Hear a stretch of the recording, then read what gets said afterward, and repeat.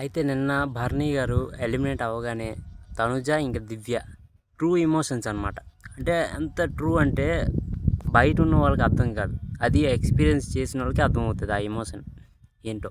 అంటే 24 గంటలు అంటే 6 వారాలు వాళ్ళు ఉన్నారంటే అదొక ఎమోషన్ వాళ్ళకి. అంటే ఫోనులు లేవు, ఏమీ లేవు.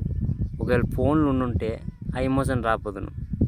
ఫోనులు లేవు, ఏంటి లేవు, నిద్ర లేదు, ఏటి ఉండదు, ఫుడ్ కూడా సరిగ్గా ఉండదు.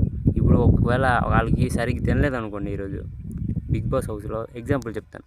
ఇప్పుడు తనుజ సరిగ్గా తినలేదు, నాకేమంచి ఒక ఆకలి వేయట్లే, ఆకలి వేస్తుంది కాకపోతే నాకు ఇంత సఫిషియంట్.